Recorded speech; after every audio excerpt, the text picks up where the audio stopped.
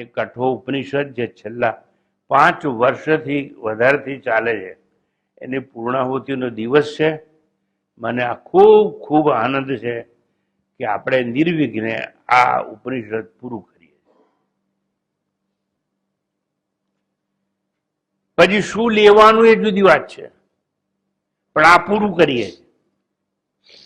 પણ અમારી જિજ્ઞાસા સંતોષ એટલે કહી દો કે આના પછી શું લેશો, તો કહી દઉં. આના પછી એ ઉપનિષદ લઈશું જે ઉપનિષદ માટે મહાત્મા ગાંધી એવું કહ્યું કે આખા જગતનો સૃષ્ટિનો પ્રલય થઈ જાય, અખંડ બ્રહ્માંડ ભસ્મીભૂત થઈ જાય, અને છતાં જો એક જ પુસ્તક બચી જાય રચ્યા થતા થતા, અને એના 18 મંત્રો છે, અને એ ઉપનિષદનું નામ છે ઈશાવાસ્ય ઉપનિષદ. એમાં તો એક જ શ્લોક જો બચી જાય તો પણ આખા જગતનું પુનરુત્થાન થઈ શકે, અને દરેકને સાક્ષાત્કાર આત્મ સાક્ષાત્કાર થઈ શકે. એ તાકાત જે ઉપનિષદમાં છે એ ઉપનિષદનું નામ ઈશા વાસ્ય ઉપનિષદ, અને એ ઉપનિષદ આની પૂર્ણાહુતિ બાદ લેવામાં આવશે. જે ઉપનિષદનો વિસ્તૃત ભાગ બૃહદારણ્યક ઉપનિષદ કહેવાય. 1000 મંત્રો છે, પણ એ ન ભણો પણ એટલું ઈશાવાસ્ય ભણશો તો પણ ચાલશે. હું ભણાવવા હઈશ કે નહીં મને ખબર નથી, તમે હશો એ કોને ખબર. પણ જો આ એક જ ઉપનિષદ આ જીવનમાં આપણે શ્રદ્ધાથી ભણી શકીશું તો નિશ્ચિત મોક્ષ આપણી મુઠ્ઠીમાં છે, એટલું તમને અહીંથી આધાર આપવામાં આવે. તો પહેલા આ પૂર્ણાહુતિનો પ્રસંગ શરૂ કરીશું. પૂર્ણાહુતિ બાદની વાત પછી જ્યારે ઈશ્વર તક આપશે ત્યારે કરીશું. વન્સ અગેન, ફરી એકવાર. આમ તો ઉપનિષદ ઘણી જગ્યાએ બેસીને ભણાય, મોટા કે ભારત વર્ષમાં આખા ભારતમાં બધું ભણાવે. કથાઓમાં હજારો લોકોની ભીડ હોય, વાર્તાઓ ચાલતી હોય, ઉપનિષદ કોઈ ભણાવતું નથી. ગીતા ભણાવનારા પણ હજારો મળ્યા. પાંડુરંગ આઠવલે જેવા એક મહાત્મા થઈ ગયા, એને બધા ગામે ગામ ગીતા ભણાઈ, પણ ઉપનિષદ ભણાવવાનું સદભાગ્ય ઓછા સંતોને મળ્યું, ઓછા શ્રોતાને સાંભળવાનું મળ્યું. એક જમાનો હતો કે તેમાં ગુજરાતમાં અમે 3 જ જણા હતા, ડોંગરે મહારાજ, પાંડુરંગ આઠવલે અને સ્વામી તદરૂપાનંદ. આ 3 જ જણા ગીતા પર બોલતા હતા. પણ પેલા બંનેના મહારાષ્ટ્રીયન શરીર હતું, મારું શરીર ગુજરાતી હતું, એટલે હું ગુજરાતી ભાષામાં વાત કરતો હતો. અને એ વખતે ગીતાના પ્રવચનોમાં હજારોની ભીડ થતી હતી. પરમાત્મા એવો સમય કોઈને આપે કે પુનઃ આપણે આ ઉપનિષદનું શ્રવણ કરીએ. ઉપનિષદની પૂર્ણાહુતિ પૂર્વે પ્રથમ શાંતિ પાઠ કરવામાં આવશે, ત્યારબાદ મંત્ર બોલવામાં આવશે, છેલ્લા 2 મંત્રો, અને ત્યારબાદ એના પર આપણે ચર્ચા વિચારણાનો પ્રારંભ કરીશું. મંત્ર જ્યારે બોલાવે ત્યારે સ્વામીજી એકલા જ બોલશે. કોઈએ આજે મંત્રનું પુનરાવર્તન કરવાનું નથી, કારણ કે એ બધું થયેલું છે. માટે તો આજે આપણે પહેલા શાંતિ પાઠ અને ત્યારબાદ આગળ જઈશું. શાંતિ પાઠ સહના ભવતુ. ઓમ સહના ભવતુ સહનૌ ભુનક્તુ સહ વીર્યં કરવાવહૈ તેજસ્વિનાવધીતમસ્તુ મા વિદ્વિષાવહૈ. ઓમ શાંતિ શાંતિ શાંતિ. હરિ ઓમ. શ્રી ગુરુભ્યો નમઃ. હરિ ઓમ. અંગુષ્ઠમાત્રઃ પુરુષોંતરાત્મા સદા જનાનાં હૃદયે સન્નિવિષ્ટઃ तं સ્વાચ્છ શરીરાત પ્રવ્रहेत् મુञ्जादिवेशिकां धैर्येण तं विद्याच्छुक्रममृतम् तं વિદ્યાચ્છુક્રમમૃતમ ઇતિ. આ મંત્રમાં આત્મા અંગૂઠા માત્ર છે એવી રીતે શુભારંભ કરી અને તત્વજ્ઞાન સમજાવી દેવામાં આવ્યું હતું. એના ઉપર આપણે ખૂબ ચર્ચા કરી હતી. એટલે પુનરાવર્તન અત્યારે અસ્તુત્ય છે.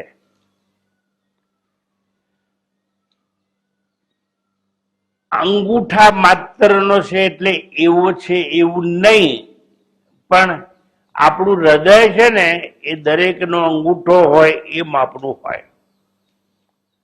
અને વિજ્ઞાને કહ્યું એમાં 4 ખાના હોય અને શુદ્ધ અને અશુદ્ધ લોહી હૃદય પંપ કરે અને આખા શરીરમાં લોહી જતું હોય.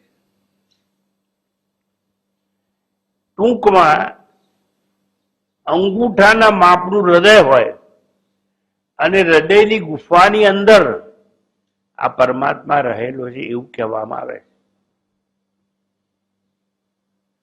અંગુષ્ઠ માત્ર પુરુષ, એવી બધી અનેક ચર્ચા થયા બાદ આવી ચર્ચા કેમ કરવામાં આવી હતી એવો પ્રશ્ન જો પૂછવામાં આવે તો યાદ કરાવી દઉં. આ ઉપનિષદનો અંત અને ઉપસંહાર એટલા માટે છે, અહીં ઉત્તર છે. શેનો ઉત્તર? પેલા પ્રશ્નનો. કયો પ્રશ્ન? જે ઉપનિષદના પ્રારંભમાં 5 વર્ષ પહેલા તમને સમજાવેલો. એટલે યાદ ના હોય તો યાદ કરાવી દઉં. નચિકેતા એવું પૂછેલું કે માણસ મરી જાય તો મરેલા માણસ માટે એક શંકા છે. કેટલાક લોકો એમ કહે છે કે પેલા મડદામાં આત્મા રહે છે અને કેટલાક લોકો કહે છે કે રહેતો નથી. હવે એ યમરાજ, તમે તો મૃત્યુના દેવતા છો, તમારા સિવાય આ પ્રશ્નની સિક્રેટ કોની પાસે હોય? આ રહસ્ય સમજાવે કોણ? તમે જ સમજાવી દો ને. એવો પ્રશ્ન પૂછવામાં આવ્યો હતો. એના સંદર્ભમાં આપણે છેલ્લા ઘણા વખતથી ચર્ચા કરી રહ્યા છીએ. ગતિની વાત કરી રહ્યા છીએ. એ કોઈ ઉત્ક્રમણ, એટલે શરીરને છોડીને આત્મા જાય એને ઉત્ક્રમણ કહેવાય. પણ ક્યાં જાય? પ્રશ્ન છે. પણ જાય તો આપણે વિચારી ગયા, અહીં સુષુમ્ના નાડી છે, બ્રહ્મરંધ્ર કહેવાય. નાનું બાળક જન્મે ને ત્યારે તમે અહીં હાથ મૂકજો માથા પર, તરત જન્મેલું હોય તો અહીં આમ લપક લપક લપક એવું થશે. દેટ ઇઝ બ્રહ્મરંધ્ર. ત્યાંથી જીવાત્મા જાય તો બ્રહ્મલોકમાં જાય ને એવી ગતિની વાત હું ખૂબ વિશાળતાથી કરી ચૂક્યો છું, એટલે પુનરાવર્તન કરતો નથી. અધરવાઇઝ એ નાડી સિવાય, સુષુમ્ના નાડી સિવાય 100 નાડીઓ છે, એ દ્વારા જાય તો ગમે તે યોનિમાં જાય. અને બીજા જન્મે તમે કાગડાએ બનો, કૂતરાએ બનો, ભૂંડે બનો, ગાય બનો, ઊંટે બનો, ગમે બનો. એ તો આ જન્મે તમારા અનેક જન્મોના પુણ્ય કર્મનો ઉદય થયો, તમે માણસ બન્યા છો. માણસ.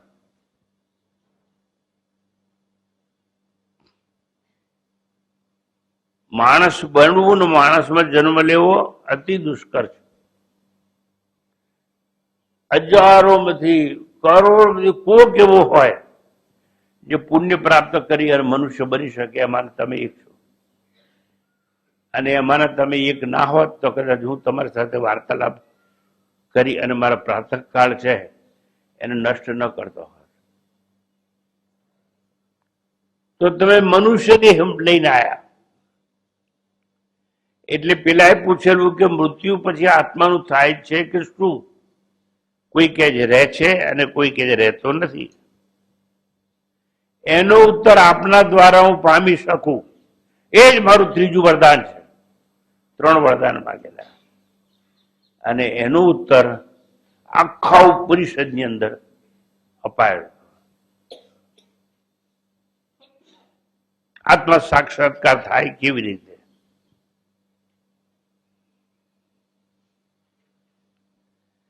તો અંતે આત્મ સાક્ષાત્કાર થાય કેવી રીતે એ સમજાવવા માટે ગયા રવિવારે હું મૂંજ નામનું ઘાસ પણ લઈ આવ્યો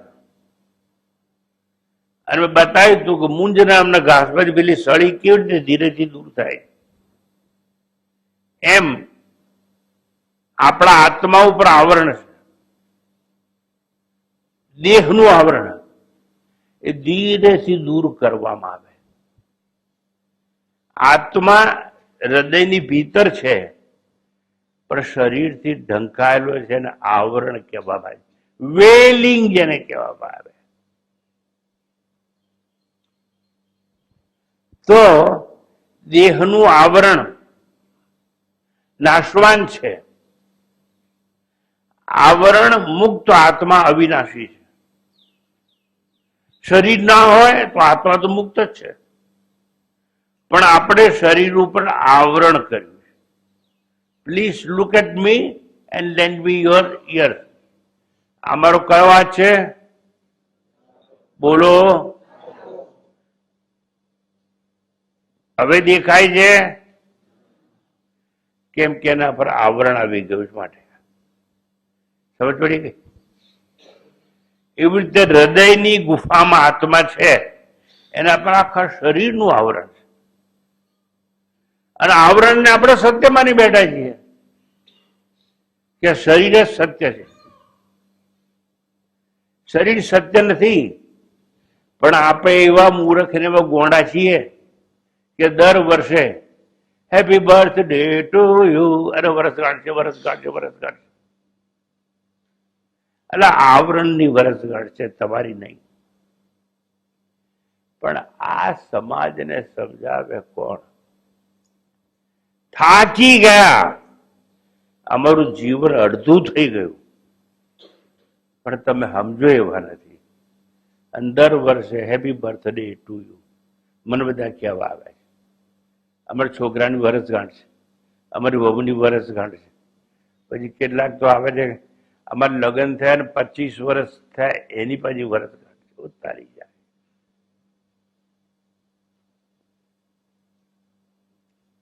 ટૂંકમાં આત્મા ઉપર 3 જાતના આવરણ છે, એ દૂર કરવામાં આવે તો સાક્ષાત્કાર અહીં અને અત્યારે થાય થાય અને થાય.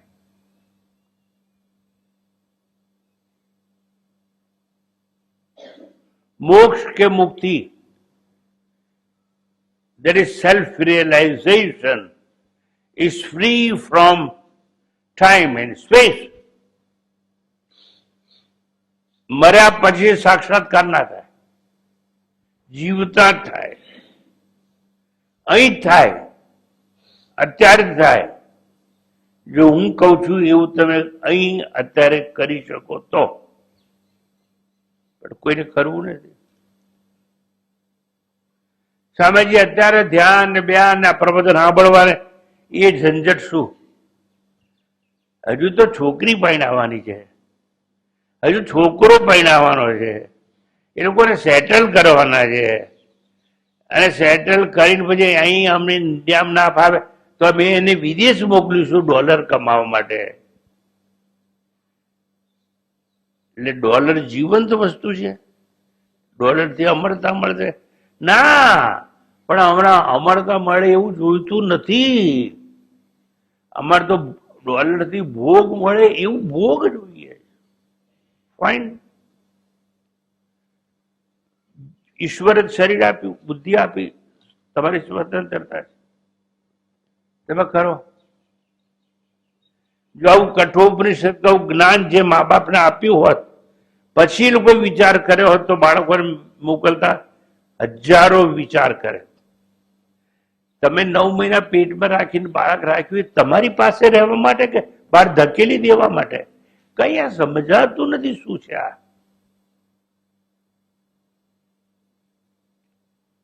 ટૂંકમાં 3 આવરણની વાત કરી દઉં કે જેનાથી સાક્ષાત્કાર શક્ય છે. પહેલું છે સ્થૂળ આવરણ, એ શરીરનું આવરણ. આ બધું ગયા વખતે સમજાયું તું, માત્ર પુનરાવર્તન કરું છું. શાના માટે? આજે આપણે પૂર્ણાહુતિ કરવાની છે એટલા માટે બેકગ્રાઉન્ડ આપી દઉં.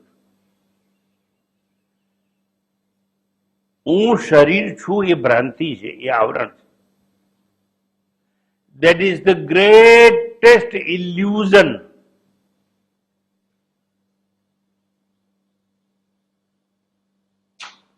મોટા મોટી ભ્રાંતિ છે કે આઈ એમ ફિઝિકલ ગ્રોસ બોડી, અને that is why I have vertical and horizontal growth. હું ઊંચો પણ થઉં છું અને જાડો પણ થઉં છું. આ શરીર છે એ તો આવરણ છે અને એની અંદર આત્મા સંતાયેલો છે, એ સમજવાનું છે. હું જન્મ મૃત્યુ વાળો છું, આવરણ નાશવાનું હોય, અને જેને તમે સંતાડ્યો છે ને આત્મા, એ અમર હોય. એ આત્માનું જ્ઞાન થાય તો ભય મુક્ત થવાય. પણ તમારે ભયભીત જ રહેવું છે. મને આનો ભય, આનો ભય, આનો ભય, આનો ભય, મને નિષ્ફળતાનો ભય, મને નાપાસ થવાનો ભય, મને સારો છોકરો છોકરી મળશે કે નહીં એનો ભય, મને પૈસા કે ધન મળશે કે નહીં એનો ભય, અને મળ્યા પૈસા તો કોઈ લૂંટી જશે કે નહીં એનો ભય. તમારે ભય ભય ભય ભય ભય ભય મુક્ત રહેવું. મુક્ત થવું નથી, ભય યુક્ત રહેવું છે. ભય મુક્ત થવા માટે આવરણને દૂર કરો તો આત્માને તો કોઈ ભય નથી. થોડું ઓછું કરવું. ટૂંકમાં હું સમજાવવા એ માંગુ છું કે એક ભય છે એને સ્થૂળ ભય કહેવામાં આવે છે, જે શરીરને લગતું હોય, અને એ શરીરને લગતો આવરણ એક દૂર થઈ જાય તો પણ આપણે એક બીજું આવરણ છે જેને સૂક્ષ્મ આવરણ કહેવામાં આવે છે. એ છે કે હું મન છું. તમે મન નથી, તમે માની લીધું કે હું મન છું. બધું જ તમે મનથી માન્યું છે, કારણ કે સૃષ્ટિ મનોમય છે. એક જ દાખલો આપું.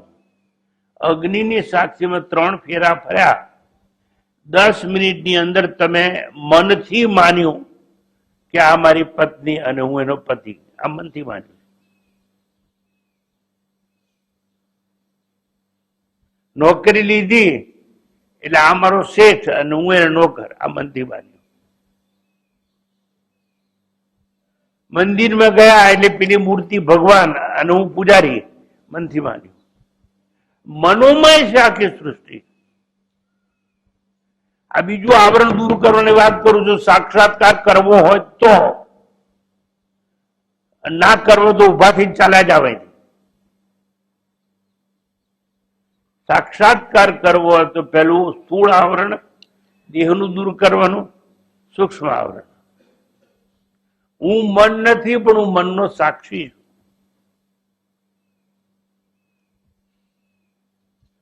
હમણાંની જ વાત, એમણે એટલું બધું રાખ્યું હતું એસી, તો મને ઠંડક ઠંડક લાગતી હતી. એટલે મેં ધાર્યું હોત, મારા મનને મને કહ્યું, એટલી ધારવાર સૂચના આપી હતી, તમને ભાન નથી પડતું કે આટલું બધું કેમ રાખો છો? કેમ આટલું ફૂટ ગાડી? ચાલ નીકળી જાવ ઘરમાંથી. એવો ગુસ્સો હું કરી શક્યો હોત, પણ મેં કંઈ એમને કહ્યું નહીં. શાંતિથી બોલાયા. એમણે ઓછું કર્યું. હું સુખી છું, ફરતી પ્રવચન કરું. એટલે મારા મને કહ્યું તો ગુસ્સો કર તો કર્યો હોત. મારા મને એમ કહ્યું કેમ ભૂલ કરી, એક લાફો મારી શક્યો હોત, તો હું મારા મનનો ગુલામ થઈ ગયો હોત. I am not slave of my mind, I am master of my mind. અર્થાત મારું મન જે કહે છે એવું નહીં કરવું. હું જે કહીશ એ મારું મન કરશે. એટલે હું મનનો સાક્ષી છું, મનથી જુદો છું. મનનું સૂક્ષ્મ આવરણ દૂર કરો, તમે મન છો એ ભૂલી જાઓ. 2 દાડા પહેલા એક છોકરીનું અમદાવાદનો એક મેજર ઓપરેશન હતું. એનો ફોન આવ્યો. એટલે મેં કહ્યું, બેટા તું જરાય ચિંતા ના કર, તને ઓપરેશન થિયેટરમાં લઈ જાય એ વખત તારે શું શું કરવું એ હું તને સમજાવીશ. તને જયારે લેવા આવે સ્ટ્રેચરમાં એ વખત શું કરવાનું મેં શીખવાડ્યું. ઓપરેશન થિયેટરમાં દાખલ થાય એટલે શું કરવાનું એ શીખવાડ્યું. ડોક્ટર એનેસ્થેસિયા લોકલ કે જનરલ આપે એ વખત તારે શું શું કરવાનું એ શીખવાડ્યું. અને જાતને દુઃખ નહીં થાય. અને ઓપરેશન જેવું પૂરું થયું, કલાક પછી મને ફોન આવ્યો, સમજ બધું સરસ થઈ ગયું. તો મેં શું શીખવાડ્યું હશે? મનનું આવરણ દૂર કરવાનું શીખવાડ્યું. પણ અમને શીખવાડો સ્વામીજી, તમે આવ્યા છો મારી પાસે, તમારું ઓપરેશન કરવાનું છે ના, તો માથે માથાજી કરજો નહીં મારી જોડે. એ તો એને ઓપરેશન હતું એટલે એને પૂછ્યું હતું. એને પૂછ્યું હતું એટલે મેં કહ્યું હતું. મેં કહ્યું હતું એટલે એનું દુઃખ દૂર થયું. સમજ્યા? એને માટે બધી ટ્રીક હોય. How one can send one to self hypnotism or auto suggestion આપી અને દુઃખ કેવી રીતે દૂર કરવું એ સૂક્ષ્મ આવરણ કહેવાય. ધારો કે સૂક્ષ્મ આવરણ દૂર થઈ ગયું, મન છું, તો પછી હું ઇન્દ્રિય છું એ આવરણ દૂર કરવાનું, એ પણ સૂક્ષ્મ જ કહેવાય. હું જીવ નથી તો ગમે એવું આપો ને એક સારે સુખથી ખાયા જ. પણ હું જીવ છું તો મને ગળ્યું લાગ્યું, ખાડું લાગ્યું, મોડું લાગ્યું, હું કકરાટ કરું. અને જેને જો લગ્ન કર્યા ને એને કહું, મારી જોડે 25 વર્ષથી લગ્ન કર્યા છે, તારા બાપે છે ને કારેલાનું શાક ખાધું નતું, તે મને કારેલાનું શાક શું કામ ઠોક્યું? આ ઝઘડો શરૂ. આઈડેન્ટિફિકેશન છે માટે, તાદાત્મ્ય માટે. ટૂંકમાં સૂક્ષ્મ આવરણ મન સાથેનું, ઇન્દ્રિયો સાથેનું દૂર કરવાનું. પછી એક ત્રીજું આવરણ છે એને અવિદ્યાનું આવરણ. આ બધું સમજાઈ ગયું છે, પુનરાવર્તન કરું. ત્રીજું આવરણ છે અવિદ્યાજન્ય આવરણ જેને કહેવાય. કારણ કે આ દેહ છે ને અજ્ઞાન કે અવિદ્યાના લીધે આપણને આવરણ જેવો અને હું જીવ છું એવું લાગે છે. તમે તો સતચિત આનંદ સ્વરૂપ આત્મા છો. તમે સર્વત્ર છો. તમે જ્યાં ના હોય ત્યાં જઈ શકો. પણ આ જીવાત્મા હું છું એવું માનો છો એટલે વારંવાર જન્મ અને વારંવાર મૃત્યુ, અને તમારી ગતિ બદલાય.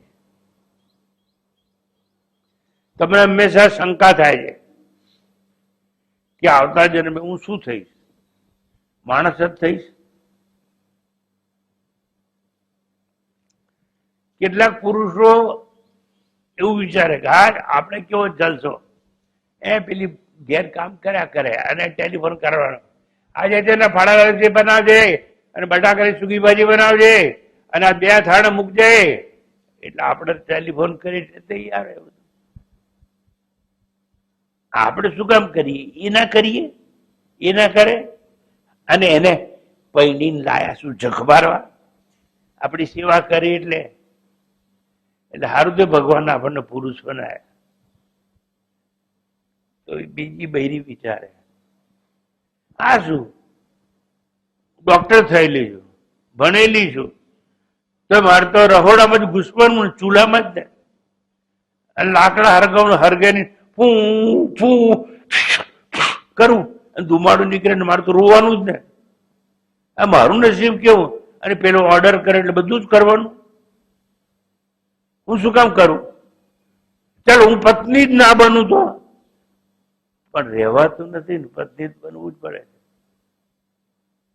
હવે જે આવો વિચાર કરતા હોય ને એની વાસના અધૂરી હોય એ બીજા જન્મે પુરુષ બને. સમજ્યા? અને પેલો વટ મારવાની વાત કરતો એ પુરુષ ને પુરુષ જ રહે. પણ કોઈ બેન એવી હોય આપણે શું કરવાનું, ઘેર બેહી રહેવાનું, હિંચકા પર હિંચકા ખાવાના, અને ટાઈમ થાય ત્યારે થોડું ખાવાનું બનાવવાનું. પણ કમાય છે તો એ પૈસા તો લાવે છે, પણ હીરાના એરિંગ તો હું જ પહેરું છું ને, અછોડું તો હું જ પહેરું છું ને, એના પૈસે લિપસ્ટિક તો હું જ લગાવું છું ને, અને એની કમાણી બધી હાડીઓ તો હું જ પહેરું છું ને. આપણે કેવી મજા, આપણે કઈ કરવાનું જ નહીં. મારું બેટું એ ધણી કવાય, પરસેવો પાડે, અવારથી હાથ નોકરીમાં જાય, આપણે સ્ત્રી થઈને જીવવાનું. આવું વિચાર કર કર કરે તો બીજા જન્મે શું થાય? અરે કોને શું થાય? સ્ત્રી થાય. એટલે બંધનમાં તો પડે જ. તો અવિદ્યાનું એક આવરણ છે, અજ્ઞાન જેને કહેવાય. એ આવરણ થી આપણે માનીએ છીએ હું જીવ છું. એટલે જીવ છું તો પુરુષ હોય કે સ્ત્રી હોય, જીવ છું તો અનેક યોનિઓમાં ભટકવાનું રહેશે. અને એ આવરણ પછી મુક્ત થવું હોય તો આ ત્રીજું આવરણ છે અવિદ્યાનું, એ દૂર કરવાનું. આમ અહમભાવરૂપી બંધન, દેહ મારો છે અને હું દેહ છું, એમાંથી મુક્ત થવાય. હું જીવ છું એમાંથી મુક્ત થવાય. હું મન છું એમાંથી મુક્ત થવાય. આ હતી તમારી ગઈકાલની ગયા વખતની વાતો. એમ આત્માને 3 પ્રકારના આવરણ છે, એમાંથી દૂર થવાનું. સ્વામીજી અમે તો બહુ પ્રયત્ન કર્યા પણ થતું નથી. તો ધૈર્યથી નીતિ નીતિ જેવા શ્રુતિ સંમત ન્યાય ધીરેથી અનાત્મ વસ્તુનું અનાવરણ કરી અને અંતે અવશેષ રહે એ આત્મા છે એમ સમજવાનું. નેતિ નેતિ એટલે નૈતિ નૈતિ એટલે આવું નહીં. શરીર એ તો માથું પડે, એને તો આદિ હોય, વ્યાધિ હોય, ઉપાધિ હોય, એવું નહીં. આ જે લોકો બધા અહીં નારેશ્વર દર્શન કરવા જાય ને એ લોકો પહેલા વાંચે આદિ વ્યાધિ ઉપાધિ સર્વ ટળે સ્વર્ણ માત્રથી સર્વ. સમજે કશું જ નહીં. ગોખી માર્યું હોય. એને આદિ શું છે એ ખબર નથી, વ્યાધિ શું છે એ ખબર નથી, અને ઉપાધિ તો એ જાણતો જ નથી, પણ ગોખી માર્યું છે. અને દર ગુરુવાર ભરવા જાય હતા. થોડા ગાંડા લોકોની વાત કરું છું. અવધૂત મહારાજે જે કહ્યું થોડું સમજતા હોય તો બરોબર, એ લોકોને સમજવું નથી. એને તો ગુરુવાર ભરવો હોય, અને ગુરુવાર ભરી અને જે કંઈ માગવું માગે, અને એમ કે ભગવાન આ બધું મને આપશે. આપશે શું? દંડા દેશે, દંડા. મૂર્ખ, સમજ્યા વગર. આદિ વ્યાધિ ઉપાધિ સર્વ ટળે સ્મરણ માત્રથી સર્વ. આ એક જ લાઈન કોઈ મને આપે તો હું 15 દિવસ પ્રવચન કરું એના પર. એ નારેશ્વરના ટ્રસ્ટીઓ મને મળવા આવવાના છે. મળવા આવશે એ લોકોને ખ્યાલ નીકળી જશે કે એ લોકો શું સમજ્યા છે. અને એવા બાપજી નામે તો લોકો અનેક વ્રતો રાખતા હોય છે કે આવું હું આવું કરીશ, હું આવું કરીશ. કરતા કઈ જુઠ્ઠા લોકો મેં કેટલાય જોયા. બધા એવા એવા પાપના એમાં પડવાના છે પાસમાં કે ખબર નથી આપણને. ચલો જવા દો. એટલે જો 3 આવરણ દૂર ના કરી શકો તો નીતિ નથી. આ નહીં, આ નહીં, આ હું શરીર નહીં, હું મન નહીં, હું બુદ્ધિ નહીં, હું આ બધાનો સાક્ષી છું એમ સમજવાનું. એમ નીતિ નીતિ દ્વારા હું અમૃતમય આત્મા છું, હૃદયની ગુફામાં રહેનારો છું એવું સમજવાનું. જો આનાથી ના સમજાય તો શ્રવણ કરવાનું, જે તમે કરો છે. શ્રવણથી ન સમજાય તો મનન કરવાનું. જે સાંભળેલું હોય એના ઉપર ઘેર જઈ કોઈ ખૂણામાં બેસી અને ચિંતન કરવાનું, પણ એ કોઈને કરવું જ નથી. ઉલટા લોકો તો હું બોલું ને એ ઘણી વાર લખતા હોય. લખે એટલે શું થાય ખબર છે? ગુમાસ્તો બને. ગુમાસ્તો એટલે ખબર છે? પહેલા જમાનામાં રામ ભરોસે હિન્દુ હોટલ હતી, ત્યાં બધા લોકો જાય ને એટલે એક વણતા ઉભો હોય આટલું ચોપડી લઈને. સાહેબ શું જોઈએ? તો ફાફડા અને ચા. એ 4 નંબર ટેબલ પર 2 ફાફડા 3 ચા, આવું લખી અને અમુક લઈ જાય. એનું ગુમાસ્તો કહેવાય.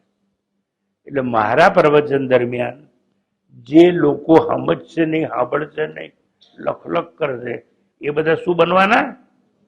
શું બનવાના? બસ. અને રામ ભરોસે હિન્દુ હોટલમાં નોકરી મળશે, નક્કી જાઓ, ગેરંટી. એટલે શું કરવું જોઈએ સમજ પડતી નથી. તો જો નીતિ એવું કરવાથી નામ જાય તો તમારે શ્રવણ કરવાનું. શ્રવણ ના સમજાય તો એકલા બેસીને મનન કરવાનું. આજે આવા ભગવા કપડા ધારીઓની બી વાત કરી દઉં. ઉપદેશ કરવો તો બહુ સહેલો છે બોલવું, પણ એ લોકો મનન કરતા નથી.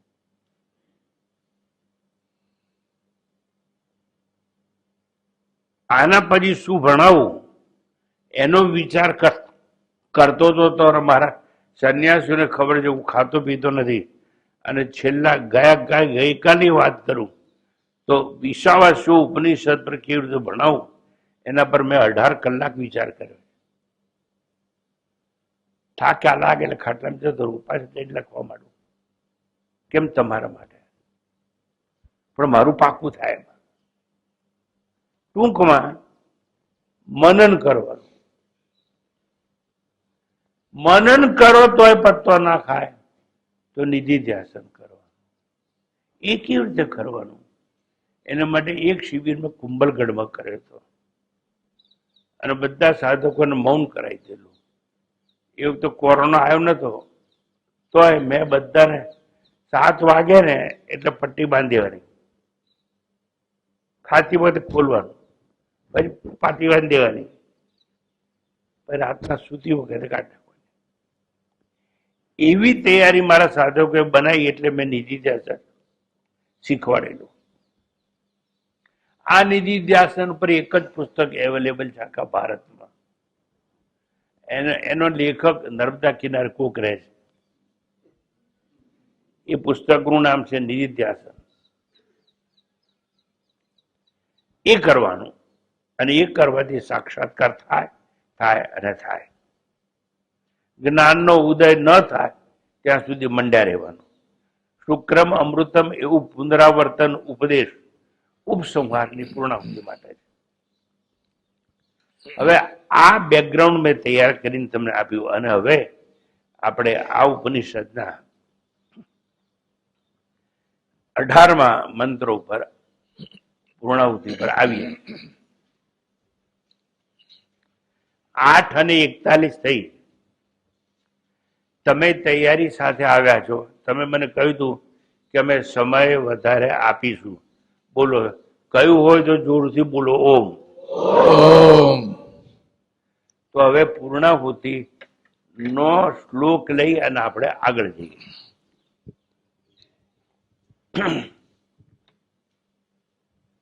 હવે આજથી કઠોપનિષદ બંધ થશે અને બીજી વસ્તુ ભણાવવામાં આવશે. એકવાર ફરતી સહના ભવતો શાંતિપાઠ બોલો અને ત્યારબાદ આપણે આગળ જઈશું. ઓમ સહના ભવતુ સહનૌ ભુનક્તુ સહ વીર્યં કરવાવહૈ તેજસ્વિનાવધીતમસ્તુ મા વિદ્વિષાવહૈ. ઓમ શાંતિ શાંતિ શાંતિ. हरिः ॐ श्रीगुरुभ्यो नमः हरिः ॐ હવે મંત્ર અડધો અડધો બોલાવો. मृत्यु प्रोक्तां नचिकेतोऽथ लब्ध्वा मृत्यु प्रोक्तां नचिकेतोऽथ लब्ध्वा બસ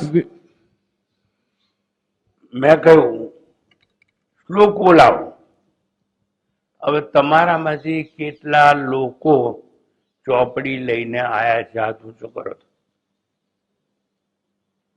ખૂબ આનંદ છે. ઘણા પાસે સાચું ભણવું હોય, આત્મ સાક્ષાત કરવો હોય તો સાધન સંપન્ન થઈને આવવું જોઈએ. તમને કોઈ યુદ્ધમાં મોકલે ને પછી કે હું તલવાર ઘેર મૂકીને આવ્યું તો ચાલે નહીં. એના જેવું છે. પછી બીજી લાઈન બોલાવો. विद्यामेतां योगविधिं च कृष्णं विद्यामेतां योगविधिं च कृष्णं ब्रह्म प्राप्तो वीरजो भूद्विमृत्युः ब्रह्म प्राप्तो वीरजो भूद्विमृत्युः अन्योप्येवं यो विदधात्ममेव अन्योप्येवं यो विदध्यात्ममेव. હવે ભાષાંતર કહી દઉં. મૃત્યુ પ્રોક્તમ, મૃત્યુ એટલે યમરાજ. યમરાજે કહ્યું, યમાજ દ્વારા કહેવાયેલી આખી આખ્યાયિકા છે. યમરાજે કહ્યું આ આખ્યાયિકા કે સંવાદ કથા નાચિકેત અથ લબ્ધ્વા, નચિકેતા દ્વારા આ પ્રમાણે વિદ્યામેતમ શ્રવણ કરીને આ વિદ્યાને યોગ વિધિમ ચ કૃષ્ણમ યોગ વિધિને સંપૂર્ણ રીતે પામીને બ્રહ્મ પ્રાપ્ત બ્રહ્મને પ્રાપ્ત થયેલો વિરજ અભૂત વિકાર શૂન્ય અને વિશુદ્ધ થઈ ગયો. એટલે નચિકેતા આ કથા સાંભળીને વિકાર શૂન્ય થયો. વિકાર એટલે શું? આ શરીર વિકારી છે. અસ્થિ પેલા ગર્ભમાં છે, જાયતે જન્મે છે, વર્ધતે વધે છે. એટલે અસ્થિ જાયતે વર્ધતે અપક્ષીયતે. પેલા પેલો આંખમાં મોતિયો આવી જાય, પછી બહેરાશ આવી જાય, બરોબર? આવું ક્ષીણ થવા માંડે. અને આવી રીતે 6 વિકાર છે. અસ્થિ જાયતે વર્ધતે વિપરિણમતે અપક્ષીયતે વિનશ્યતિ. બરોબર? આવું બધું છે. વિપરિણમતે એટલે એમાં વધાર થાય, વજન પણ વધે અને હાઈટ પણ વધે. આવું બધું થાય એને વિકાર કહેવાય. પણ એ શરીરને છે, તમને નથી. તમે તો આત્મા છો. પણ તોય તમે કહો છો મારી છે ને 1 ઇંચ હાઈટ વધી હો, મારું 5 કિલો વજન વધ્યું હો. એ મૂર્ખ, તું જે નથી એનું વધ્યું, એમાં તારે કોઈ લેવા દેવા નહીં. પણ એ હું છું એવું માની બેઠો છું ને શું કરવું? તો જુઓ, આ નચિકેતા આ કથા સાંભળી અને વિકાર મુક્ત થઈ ગયો. એટલે એને 9 મહિના માના ઘરમાં રહેવાનું નહીં. ક્યાં? મળ અને મૂત્રની વચ્ચે રહેવાનું પડે, અંદર ગલોટિયા ખાવા પડે. પણ એક વસ્તુ કહી દઉં, જે માના ગર્ભમાં હોય એને એક વસ્તુ આવડી જાય, ટીચર વગર તરતા. એ તરતો જ હોય. દરેક માણસને તરતા તો આવડે, પણ બાયલો ને બીકણ છે એટલે નદીમાં પડતો નથી.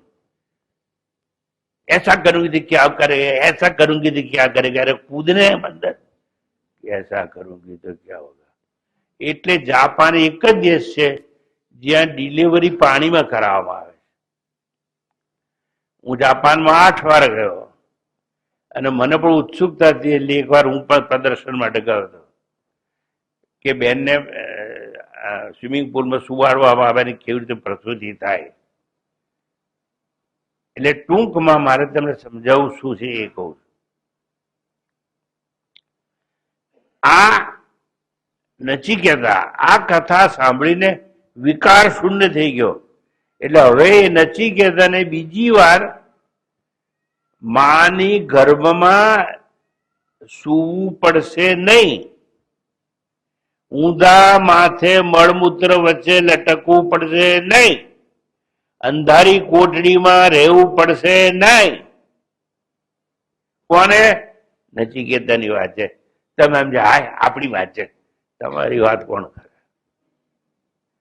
તો વિરજ અભૂત, વિકાર શૂન્ય થયો, વિશુદ્ધ થઈ ગયો, વિમૃત્યુ મૃત્યુ રહિત થઈ ગયો નચિકેતા. અન્ય અપી, બીજો પણ જો કોઈ એ પ્રમાણે જાણશે, શું જાણશે? કઠોપનિષદ જાણશે, બ્રહ્મ વિદ્યાને જાણશે. શું જાણશે? 3 આવરણ દૂર કરવાની કળા જાણશે.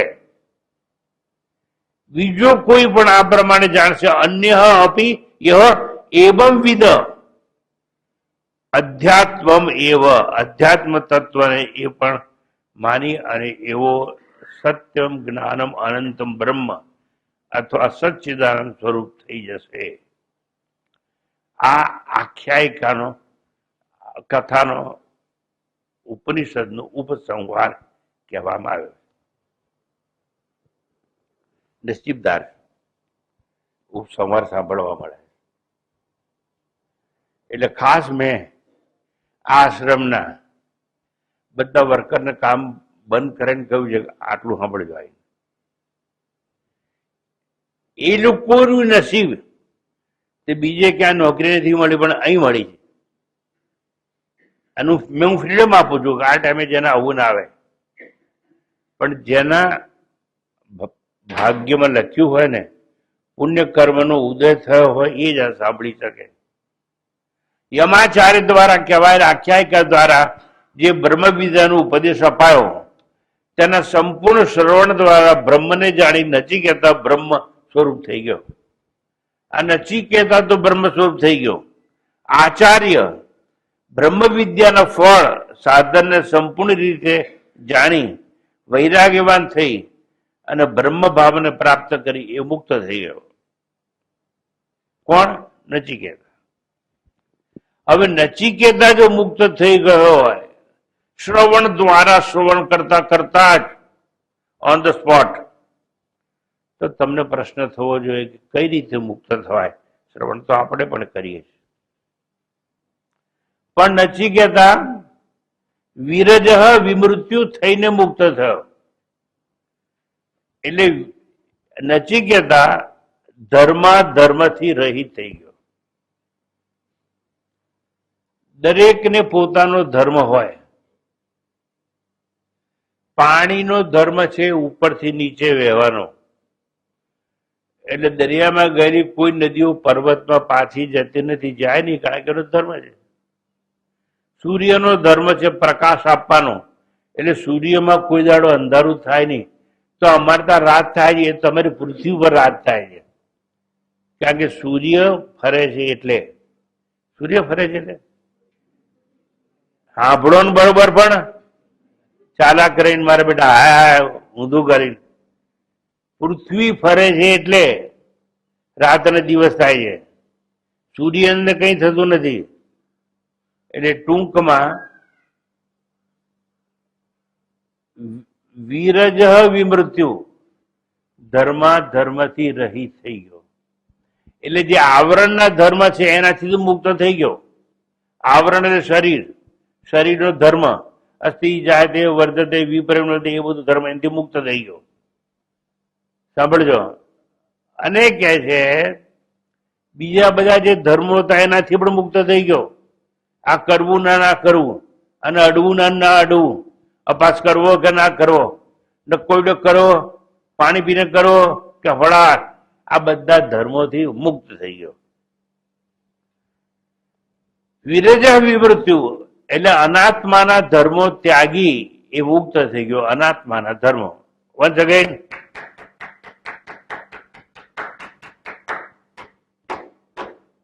અનાત્માનો ધર્મ. પાણીનો ધર્મ ઉપરથી નીચે બહુ, સૂર્યનો ધર્મ ગરમી આપી, બરફનો ધર્મ ઠંડક પ્રદાન કરવી. આટલું સમજાયું? આ બધાના ધર્મ છે. આ લોકોના જેમ ધર્મ છે એમ શરીરનો ધર્મ છે, જન્મ લેવો અને મૃત્યુની ગોદમાં વિરામ લેવો.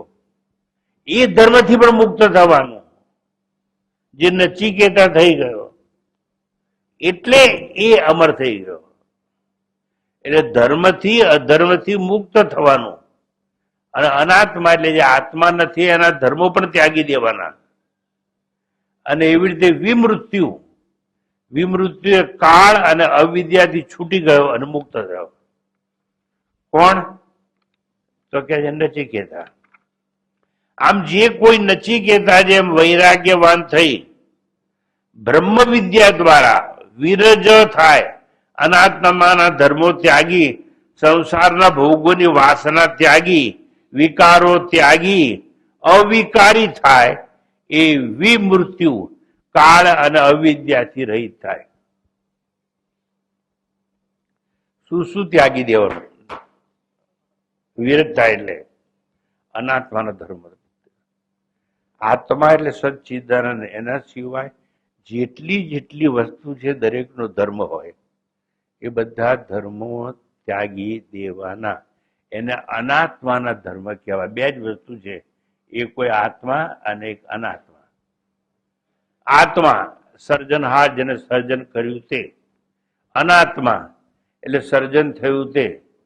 એટલે સર્જનના, પૃથ્વીના, સૃષ્ટિના, બ્રહ્માંડના જેટલા નિયમો હોય એ ત્યાગી દેવાના. જેટલા ધર્મ હોય એ ત્યાગી દેવાના. આવી રીતે વિરજ થાય, અનાત્માના ધર્મો ત્યાગી જાય, સંસારના ભોગની વાસના ત્યાગી દે. આંખથી રૂપ જોવાનું બંધ કરવાનું, કાનથી સંગીત સાંભળવાનું બંધ કરવાનું. બંધ કરવાનું એટલે નહીં સાંભળવાનું, નહીં, એના સાક્ષી બનવાનું. એટલે એનાથી જુદા થવાનું. હું તમને કહું કે તમે રમત છોડી દો, રમતનો ત્યાગ કરો, એટલે રમવાનું ખરું, પણ હું બેટ્સમેન છું એવું નહીં માનવાનું, હું બોલર છું એવું નહીં માનવાનું, હું ફિલ્ડર છું એવું નહીં માનવાનું, પણ હું એ બધાનો સાક્ષી અમ્પાયર છું એવું માનવાનું. કારણ કે અમ્પાયર હંમેશા નોટ આઉટ હોય, કારણ કે રમતો જ ના હોય. સિક્સર મારે તો અમ્પાયર તાળી ના પાડે, કોઈ ક્લીન બોલ્ડ થાય તો અમ્પાયર રૂવે નહીં. શું બની જવાનું? અમ્પાયર સાક્ષી બની જવાનું. આ વિકારોથી દૂર થવું, ધર્મોથી દૂર થવું એટલે સાક્ષી બનવું. એટલે આવી રીતે આ નચિકેતા વિમૃત્યુ કાળ અને અવિદ્યાથી રહિત થઈ ગયો અને બ્રહ્મ ભાવને પ્રાપ્ત કરીને પોતે બ્રહ્મ થઈ ગયો. અર્થાત જન્મ, મૃત્યુ, સંસાર તરી અને મુક્ત થઈ ગયો. Now for him there is no rebirth and again death. એના માટે ફરતી મૃત્યુ પણ નથી અને જન્મ પણ નથી. સંસાર તરી ગયો છે. માટે નચિકેતા જેમ વૈરાગ્યવાન થવું, અર્થાત સર્વ વિકારો, વાસનાઓ ત્યાગી દેવાની. સર્વ વિકારો ત્યાગનાર જ વૈરાગ્યવાન થાય છે. હવે સમજાઈ દઉં વિકારો કયા કયા છે. રાગ દ્વેષ રૂપી વિકાર. આ મને ગમે છે, આ નથી ગમતું. ગમે છે તેમાં રાગ, નથી ગમતું એમાં દ્વેષ. એક જ ઘર, દેરાણી જેઠાણી બંને રહે છે, એક જ ઘરમાં રહે છે, પણ એકબીજાથી બોલતા નથી. દેરાણી આ રૂમમાં જાય, જેઠાણી પેલા રૂમમાં જાય, અને જેઠાણી રસોડામાં જાય, પેલી બહાર નીકળી જાય. એક જ ઘરમાં નજીક રહે છે તો એ દ્વેષ છે. પણ પેલી જેઠાણી છે ને, એનો છોકરો અમેરિકા છે, બહુ દૂર અમેરિકા. એટલે તો હવે 7 વાગે ઉઠી અને પહેલો ફોન, બેટા તે ચા પીધી કે નહીં? અને તે ચા શું નાખ્યું તું બની હતી નહીં બરોબર? એ નજીક છે. અમેરિકા છે એ નજીક છે. એક જ ઘરમાં છે પેલી, એ દૂર છે. કારણ કે એ રાગ છે અને એકમાં દ્વેષ છે. નામ ના દેવાય. અમદાવાદના બહુ ધનાઢ્ય પુરુષને ત્યાં હું વર્ષો સુધી રહેતો હતો, કારણ કે એ લોકો મારા બહુ મોટા મોટા પ્રવચન ગોઠવતા હતા અમદાવાદની અંદર. અને એ પ્રવચનનો હોલ એવો હતો કે જેમાં 5000 સીટો હતી, એક પણ થાંભલો વચ્ચે નહીં. અને તોય લોકો વાતા નતા અને જમીન પર બેસતા હતા. હું એમના ઘેર મહેમાન રહેતો હતો, કારણ કે એ લોકો મારા પ્રવચન ગોઠવતા દર વર્ષે. સવારના 7 વાગે એટલે એક બેન જે ઘરમાં રહેતો હતો એનો છોકરો અમેરિકા ભણતો હતો, પહેલો જ ફોન કરી એ લોકોની અડધી પોણી કલાક પહેલા ઉપર વાત ચાલે. રાગ, આસક્તિ મારો છે, એનું શું થતું હશે? સાંભળજો બરાબર. રાગ હતો એટલે, અને એટલા પ્રેમથી વાત કરે,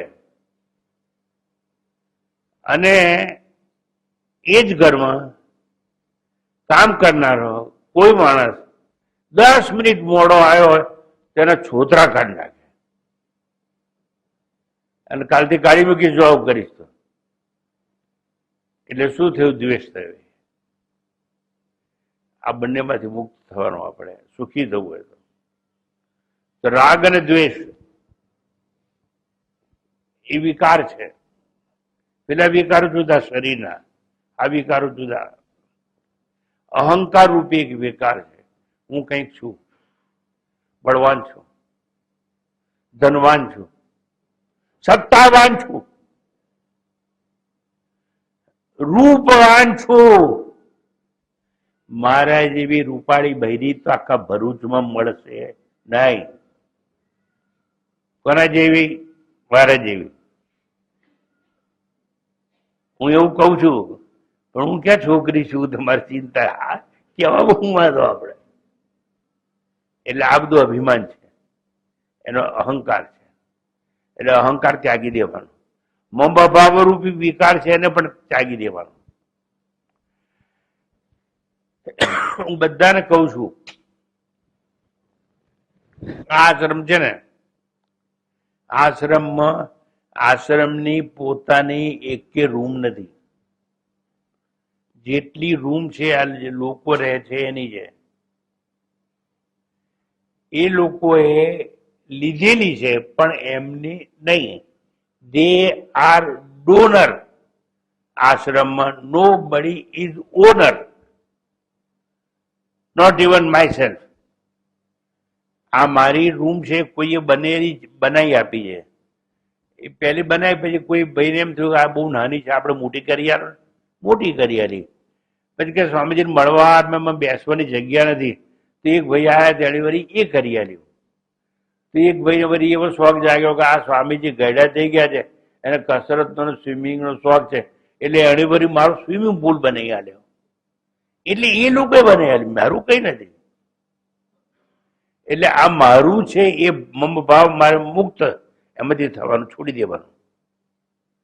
આ જો શરીર જ મારું નથી તો શરીરને લગતું જે હોય એ મારું કેવું થઈ શકે? આ શરીર મારું છે ના, મેં કોઈને આપી દીધું છે? મેં તો નથી આપી દીધું. એ તમે પૈણેલા હોય તમારી વાત જુદી છે, અને પણ તમે ખોટું ખોટું આપી દીધું. લો, તમે જો પ્રેમ કરીને કીધું કે અક્ષર એમ કે હું તારી જ છું, તારી જ છું એવું કીધું છે, ફરતી બોલતો. હા કે હું તારી જ છું, ફરતી બોલતો તો હું તારી જ છું. તો લે ડોક્ટર કીધું છે કે મારી કિડની ખરાબ થઈ ગઈ છે, તારી કિડની આપી દે ને. આપા દે. તો ત્રણ વાર હું કામ કે તારી છું, તારી છું, તારી છું. એટલું કહેવાનું આપણે. કેમ? લગ્ન થાય ને એટલે એવું કેવું પડે કે આ બધું તમારું છે ને આ બધું મારું છે. એ બધું ઠીક છે, મમ ભાવ નહીં રાખવાનો. મારું કઈ જ નથી. જો આ શરીર મારું નથી તો બીજું કંઈ મારું હોઈ શકે જ નહીં. એટલે એક તો મમ ભાવ છોડી દેવાનું ને અહમભાવ, કે ધનવાન છું, બળવાન છું, ખ્યાતનામ છું, એવું બધું મૂકી દેવાનું.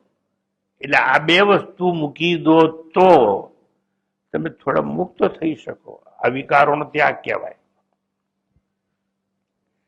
ધર્મનો સ્વીકાર કરવાનો. સત્યમ વદ, સાચું બોલવાનું. ધર્મમ ચર, એટલે ધર્મનું આચરણ કરવાનું.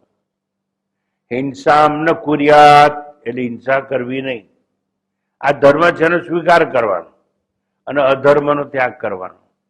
અધર્મ એટલે સુરામ ન પીબેત, એટલે દારૂ પીવો નહીં. હિંસામ ન કુર્યાત, હિંસા કરવી નહીં, એટલે નોનવેજ ખાવું નહીં. પણ સ્વામીજી અમે ક્યાં બકરી રચ્યા ગાયના મોહન રચ્યો?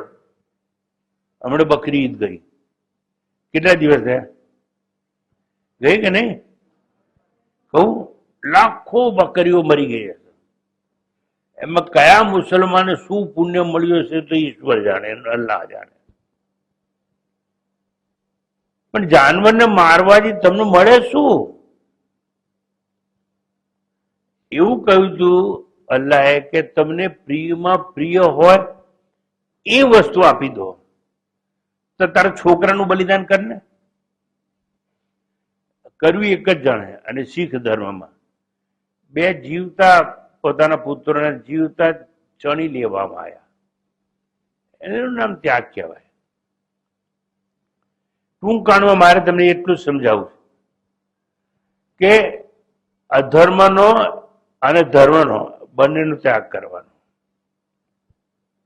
આ તમને નવાઈ લાગશે. તમે એમ કહો કે સાચું બોલવું જોઈએ ને એ બધું, તો એ તો શરીરના ધર્મ થયા.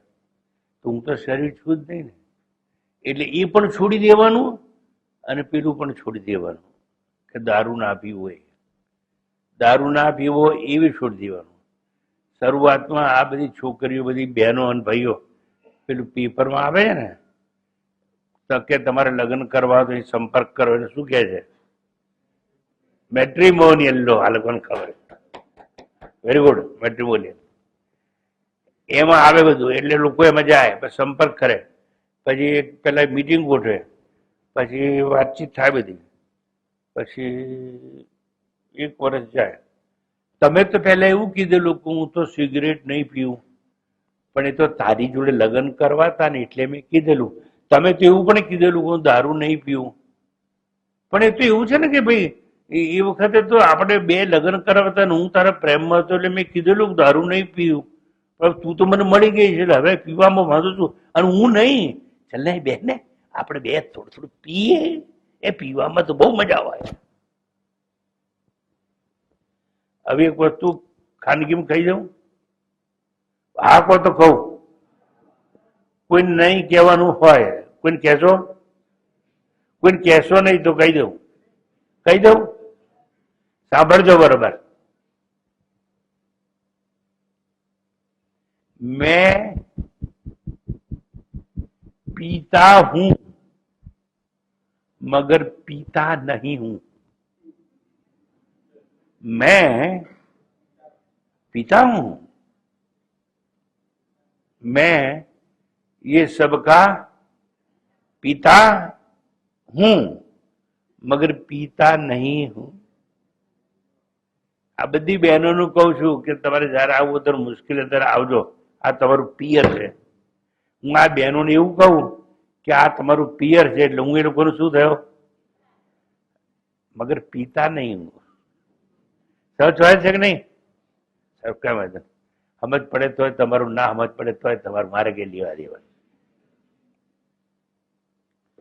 એટલે ધર્મ અને અધર્મ બંને ત્યાગી દેવાના. ધર્મ શરીરના હોવાનું, હું શરીર નથી તે પણ ત્યાગી દેવાનું, અને પેલું તો ત્યાગવાનું હોય છે અધર્મ છે. ધર્મ માટે રાગ અને ધર્મ માટે દ્વેષ થાય એ પણ વિકાર છે. ધર્મ માટે રાગ અને અધર્મ માટે દ્વેષ એ વિકાર છે. ધર્મનો ત્યાગ જ વિકાર ત્યાગ કહેવાય. હવે અંતિમ કે છે પૂર્ણાવધિમાં, અસત્ય સત્ય ધર્મ અધર્મ સર્વ ત્યાગી, જે અહંકારથી બધું જ ત્યાગી દે છે, તે અહંકારનો કર્તૃત્વ ભાવનાનો પણ ત્યાગ કરવો જોઈએ. અને વિકાર ત્યાગી થઈએ તો જ આપણે વૈરાગી કહેવાય. વિકાર ત્યાગી એટલે અહંકાર ત્યાગી.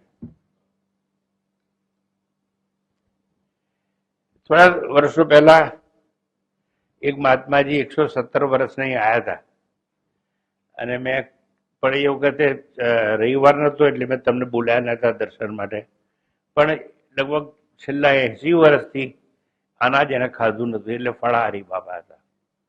એટલે કોઈ એમ કે હું ફળાહારી છું, કોઈ એમ કે હું તો કપડા પહેરતો નથી, દિગંબર છું, કોઈ એમ કે હું સીવેલા જ કપડા પહેરું છું,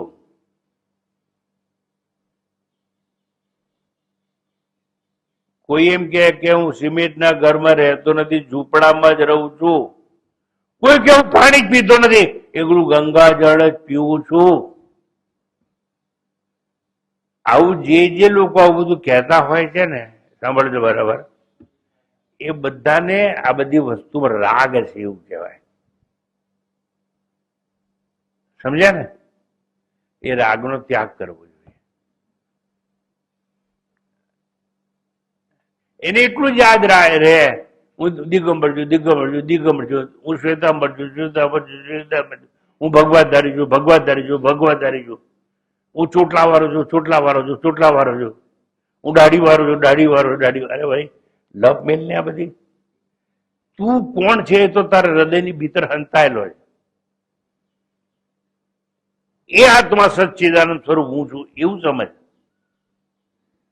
આમ જે કોઈ વિરજ છે, વિકાર ત્યાગી છે, વિમૃત્યુ, અવિદ્યા કામ અને કર્મ એ મૃત્યુ છે, એનો જેને ત્યાગ કર્યો છે એને જ બ્રહ્મ વિદ્યા પ્રાપ્ત થાય છે.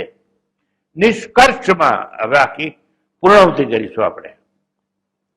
નિષ્કર્ષમાં જે કોઈ નચિકેતા જેમ બ્રહ્મ વિદ્યાનું સંપૂર્ણ શ્રવણ કરે છે, બ્રહ્મ વિદ્યાનું સંપૂર્ણ શ્રવણ કરે છે. જો યાદ રાખજો, આત્મજ્ઞાન માત્ર શ્રવણથી થાય, લખવાથી નહીં, વાંચવાથી નહીં. એક વર્ષ મને એવો મળે તો કે સ્વામીજી હું તમને 25 વર્ષથી સાંભળું છું.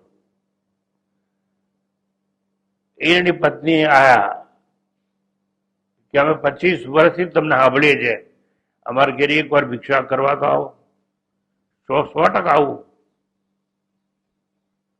પછી ગયો, ટેબલ ખુરશી પર બેઠા. પછી એવું થયું,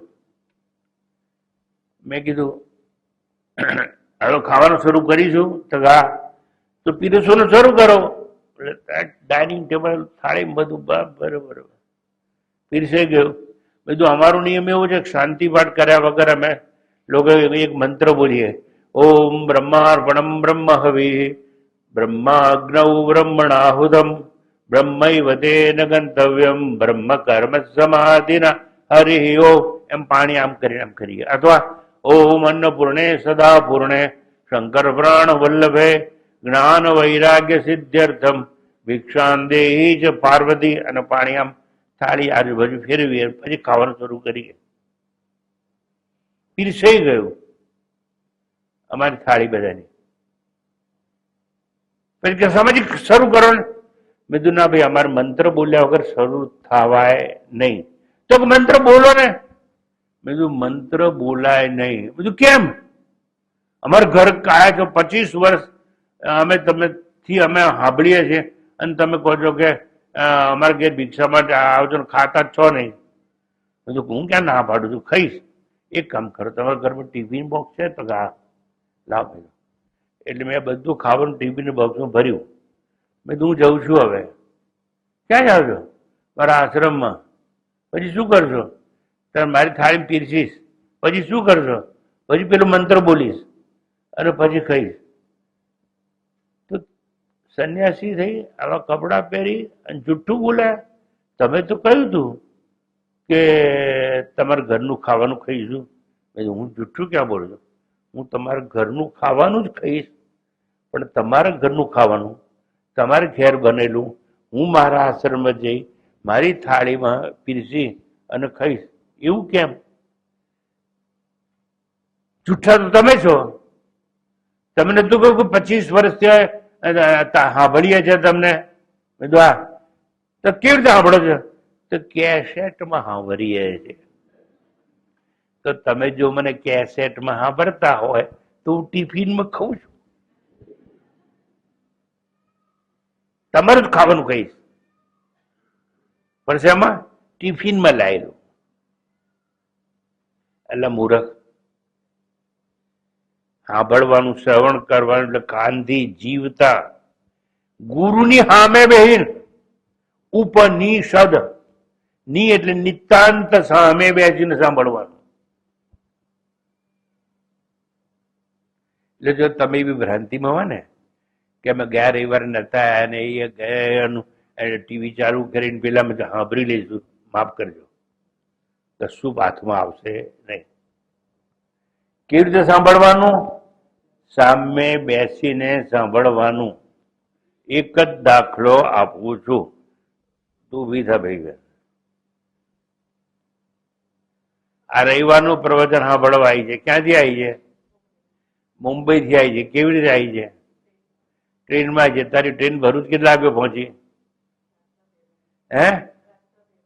રાતના 2 વાગે પહોંચી. પછી 2 વાગે શું કર્યું?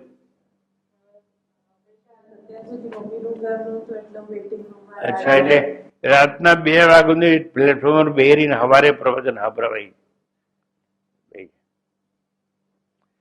સુરત વાળા બા આયા છે, ઉભા થાવ. બા, તમારું નામ શું? લીલાબા. આ સુરત થી દર રવિવાર સાંભળવા આવે. ટિફિન લઈને નહીં હો, સાંભળવા આવે છે. એનું એક જ કામ, મને સમજ પડે કે ના પડે, હું એટલી શ્રદ્ધાથી આવું છું કે યમરાજના શબ્દો જેમ નચિકેતાના કાને પડે એમ મારા કાને પડે તો સારું. અને એમ કે હું બીજું કઈ નહીં, રોજ તમને દર રવિવાર બાજરીનો રોટલો બનાવી આલીશ, પણ મારે સાંભળવા આવવું છે. ક્યાંથી આવે છે? સુરતથી આવે છે. બેસો. પણ મારી સામે બેનજો, પહેલી રોમાં પહેલો નંબર. અંકલેશ્વરથી કોણ આવે છે? હાથ ઊંચા કરે. હાથ ઊંચા કરો. ઉભા થાવ, ઉભા થાવ. લો, આટલા લોકો અંકલેશ્વરથી સાંભળવા આવે. એટલે શું? ગુરુની સામે બેસીને સાંભળવાનું. બેસી જાઓ. જો ટિફિન વાળું સાંભળ્યું, કેસેટ વાળું સાંભળ્યું, તો કેસેટ વાળું તમારે ઘેર આવીને કહીશ. ટિફિન વાળું. ઉપનિષદ નો અર્થ છે ગુરુની સમક્ષ એની નજરની સામે બેસી અને સાંભળવાનું. શ્રવણથી સાક્ષાત્કાર થાય. એટલે અહીં મંત્રમાં આવે છે, નિષ્કર્ષમાં જે કોઈ નચિકેતા જેમ બ્રહ્મ વિદ્યા નું સંપૂર્ણ શ્રવણ કરે છે, તે પણ નચિકેતા જેમ વિરજ વિમૃત્યુ થઈ જીવતા જ મોક્ષ મુક્તિ મેળવે છે. જીવતા જ મોક્ષ અને મુક્તિ મેળવે છે. એટલે અમર થઈ જાય. એટલે એને પછી ફરીથી મૃત્યુ ના આવે, એને ફરીથી પુનર્જન્મ થાય નહીં. જે કોઈ એવા નિર્દેશે શ્રુતિ જાહેર કરે છે તેમ ભૂતકાળમાં નચિકેતાને જ્ઞાન થયું, તેમ વર્તમાને પણ ભવિષ્યમાં પણ કોઈ પણ વ્યક્તિને આત્મજ્ઞાન કે મોક્ષ થઈ શકે છે અહીં અને અત્યારે. લિબરેશન ઇઝ હિયર એન્ડ નાઉ.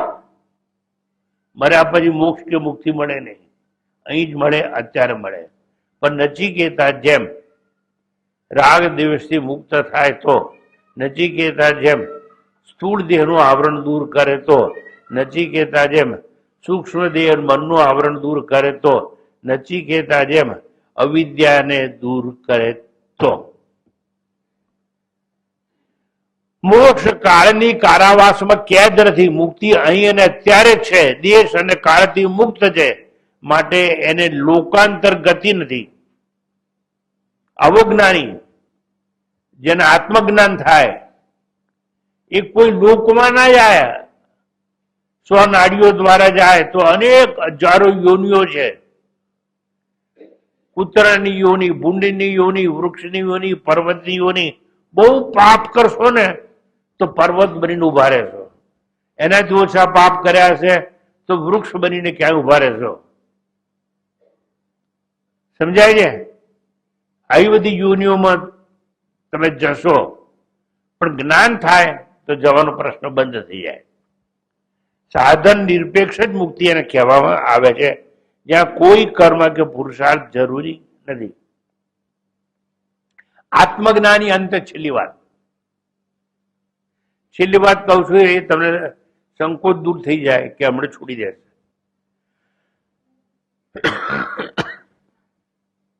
છેલ્લી વાત, અજ્ઞાનીનું મૃત્યુ. સાંભળજો બરાબર.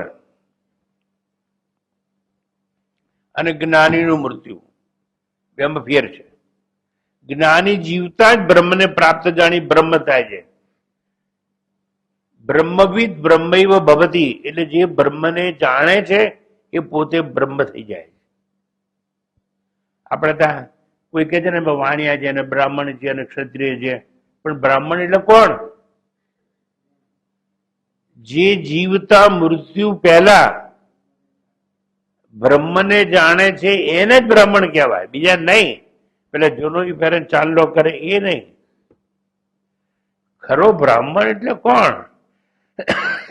દેહ છોડતા પહેલા જેને બ્રહ્મને જાણી લીધો હોય. ટૂંકમાં એવી રીતે અહીં ગાડી જ્ઞાની જીવતા જ બ્રહ્મને જાણી બ્રહ્મરૂપ થઈ જાય છે, જે એને જીવન મુક્ત કહેવામાં આવે. જ્ઞાનીને અમર થવા મૃત્યુની રાહ જોવી પડતી નથી.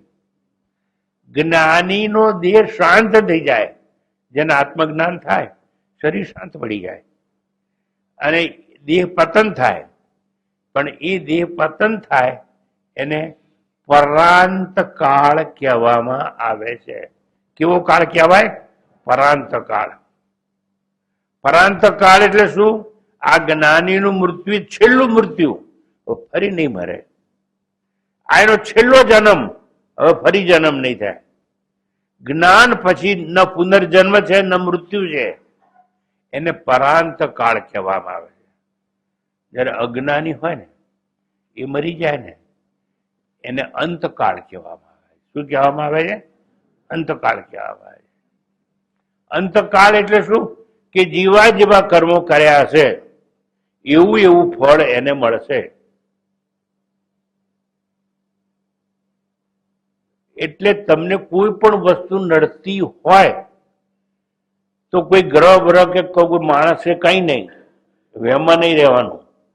તમારા કરેલા કર્મ તમને નડે અને તમારા કરેલા કર્મ તમને અડે. અત્યારે અડ્યા છે. તમે સારા કર્મ કર્યા એટલે શ્રવણ તમને અડ્યું કહેવાય. કર્મ જ અડે અને કર્મ જ નડે. અને વાસના સાથે મરે. જ્ઞાન વગર મરી જાય એને અંતકાળ કહેવાય.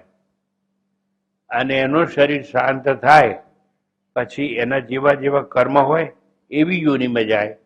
એવી જેવી જેવી અધૂરી વાસના હોય એ વાસના જે ઘરમાં તૃપ્ત થાય ત્યાં એ જન્મ લે. એ માના પેટમાં એ આપણે કહીએ છીએ ઉત્ક્રમણ, એ કહીએ સંક્રમણ. એ સંક્રમણ કરે. એક ડાકુ હોય, ખૂની હોય, ચોર હોય, એ મરી જાય. એ મરી જાય એટલે એનો જીવ જાય ક્યાં જાય? એવા ઘરમાં જાય કે જે ઘરમાં ચોરી, લૂંટફાટ, દારૂ પીતા હોય, બીડીઓ પીતા હોય, એવી માના ગર્ભમાં જ એ પ્રવેશ કરે. એટલે સમજવાનું એટલું છે કે અજ્ઞાનીનું મૃત્યુ થાય એને અંતકાળ કહેવાય, જ્ઞાનીનું મૃત્યુ થાય એને પરાંત કાળ કહેવામાં આવે છે. અને પરાંત કાળ એટલે પુનઃ પુનઃ જન્મ અને પુનઃ પુનઃ મૃત્યુ એમાં ના હોય પરાંત કાળમાં, પણ અંતકાળમાં બધું હોય. અંતકાળ એટલે જેવી જેવી વાસના હોય એ પ્રમાણે જન્મ થાય. અંતકાળ એટલે જેવું જેવું કર્મ કર્યું હોય એનું ફળ ભોગવવા માટે અનેક યોનિમાં જવું પડે, એટલે એને સંસાર ચક્ર મળે. અને પરાંતકાળ હોય એને સંસાર ચક્રથી મુક્તિ મળે. આવી રીતે આખી આ યોજના સમજાવવામાં આવી છે. પૂર્ણાહુતિ નિમિત્તે આપ સૌએ સુંદર રીતે આ શ્રવણ કર્યું. હવે હું જે બોલું એ બોલજો અને આપણે આ અધ્યાયની પૂર્ણાહુતિ કરીશું. ત્યારબાદ આરતી થશે અને ત્યારબાદ બધાને ઈશ્વર કૃપાથી તમે સૌએ ખૂબ પ્રસાદ ભેગો કર્યો છે. આપણે ખુલ્લું મૂકીશું અને ડીશ આપીશું. બધા પ્રસાદ પણ અહીંથી ગ્રહણ કરી અને જશે. તો હું બોલું એ પ્રમાણે છેલ્લે બોલજો. ઇતિ દ્વિતીયે અધ્યાયે તૃતીયાવલ્લી સમાપ્તા ઇતિ કઠોપનિષદ સમાપ્તા. ઓમ નમઃ પાર્વતી પતયે હર હર મહાદેવ હર. ઓમ જય શિવ ઓંકારા પ્રભુ જય શિવ ઓંકારા. બ્રહ્મા વિષ્ણુ સદા શિવ બ્રહ્મા વિષ્ણુ સદા શિવ અર્ધાંગી તારા.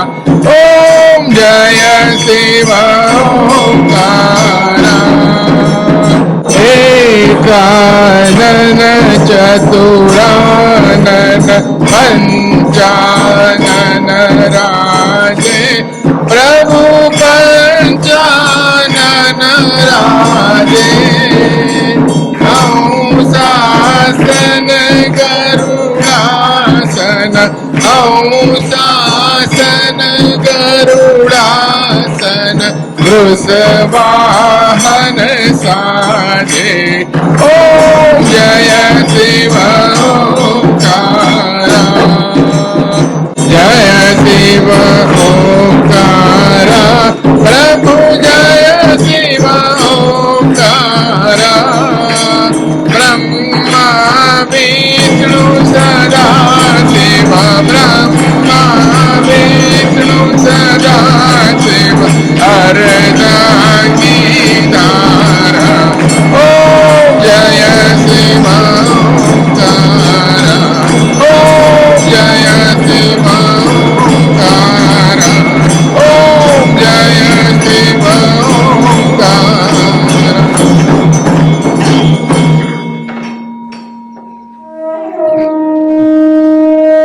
ઓમ પ્રાણાય સ્વાહા. ઓમ અપાનાય સ્વાહા. ઓમ વ્યાનાય સ્વાહા. ઓમ ઉદાનાય સ્વાહા. ઓમ સમાનાય સ્વાહા. ઓમ બ્રહ્મણે સ્વાહા. ઓમ નર્મદે માત કી જય. ઓમ શ્રી નર્મદેશ્વર મહાદેવ કી જય. ઓમ નમઃ પાર્વતી પતયે હર હર મહાદેવ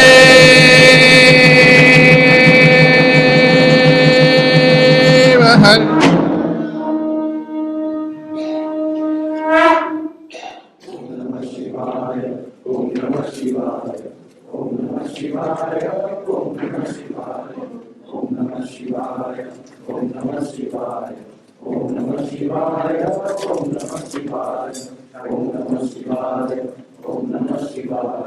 ઓમ